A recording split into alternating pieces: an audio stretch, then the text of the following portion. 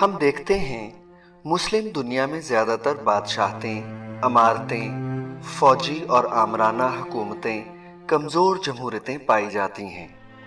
اس کی وجوہات اسلامی، ثقافتی، تعلیمی، معاشی پسماندگی ہیں۔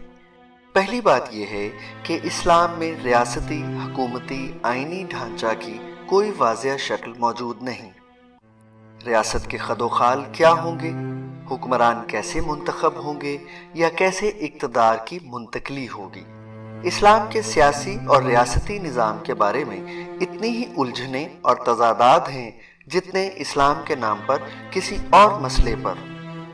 اسی لیے رسول پاک صلی اللہ علیہ وسلم کی وفات کے فوری بعد خلافت یعنی جانشینی پر زبردست اختلافات پیدا ہو گئے، جس میں جید صحابہ اکرام ایک دوسرے کے سامنے تلواریں لے کر کھڑے ہو گئے۔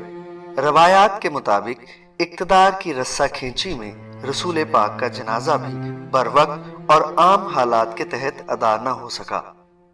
اسلام دو بنیادوں پر زندہ ہے: تلخ حقائق کو چھپانے اور خوشنما بنا کر پیش کرنے میں۔ اس لیے جب بھی کسی چھوٹے یا بڑے مسئلے پر عمل کرنے کا وقت آتا ہے تو اختلافات، تضادات اور لڑائی مار کٹائی کا طوفان کھڑا ہو جاتا ہے۔ یہ آج کی بات نہیں، ٹھیک آپ صلی اللہ علیہ وسلم کی وفات سے یہ سلسلہ جاری ہے۔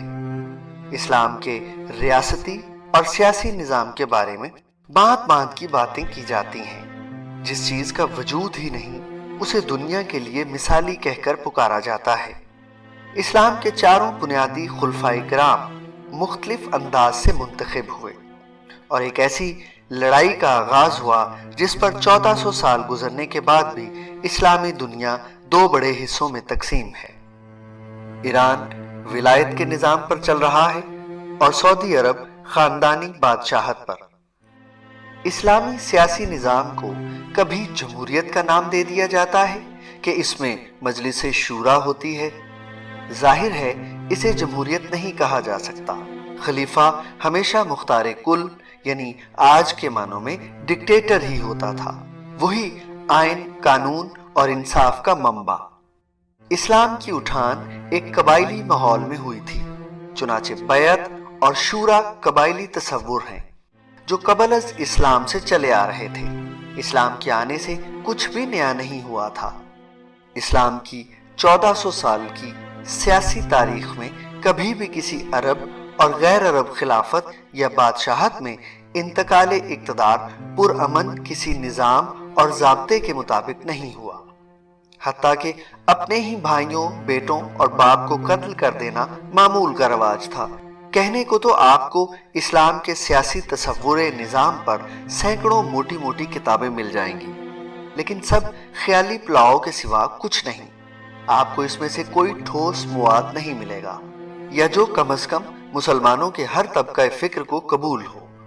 اسلام کے نام پر کسی بھی سیاسی نظام کا ڈھانچہ متصور کر لیں، وہ انتہائی آمرانہ مزاج لیے ہوئے ہوگا اور اس کے بعد کچھ پتہ نہ ہوگا کہ پرامن انتقال اقتدار کیسے کرنا ہے۔ جمہوریت کا تصور جدید صنعتی معاشرے اور ترقی یافتہ تہذیب کی دین ہے۔ مسلمان ممالک اور معاشرے چونکہ عمومی طور پر غیر صنعتی، غیر ترقی یافتہ ہیں، یہ علم، تعلیم، صنعت، بزنس میں کمزور ہیں اور ان کے ہاں ابھی تک زیادہ تر قبائلی اور جاگیردارانہ معاشرے اور ان کی اقدار کار فرما ہیں۔ چنانچہ جدید مسلم ذہن اسلام کے مثالی تصور ریاست کو کبھی قبائلی، کبھی جاگیرداری اور کبھی جدید جمہوری نظام میں دیکھتا ہے۔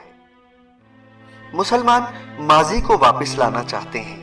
ایک تو ماضی کبھی واپس نہیں آ سکتا، دوسرے اس ماضی کی واضح اور شفاف شکل بھی کوئی موجود نہیں۔ چنانچہ مسلم معاشرے کبھی دائیں، کبھی بائیں، کبھی آگے، کبھی پیچھے بھٹکتے رہتے ہیں۔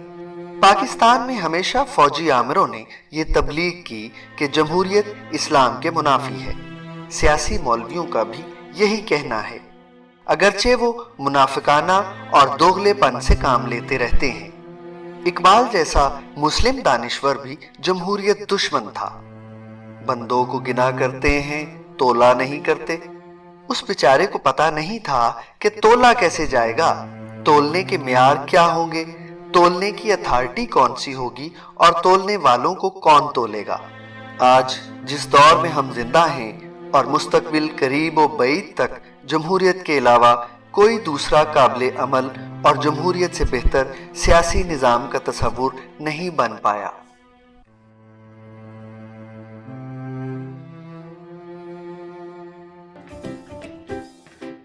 ਸਾਡੇ ਚੈਨਲ ਨੂੰ ਸਬਸਕ੍ਰਾਈਬ ਕਰਨਾ ਨਾ ਭੁੱਲਿਓ।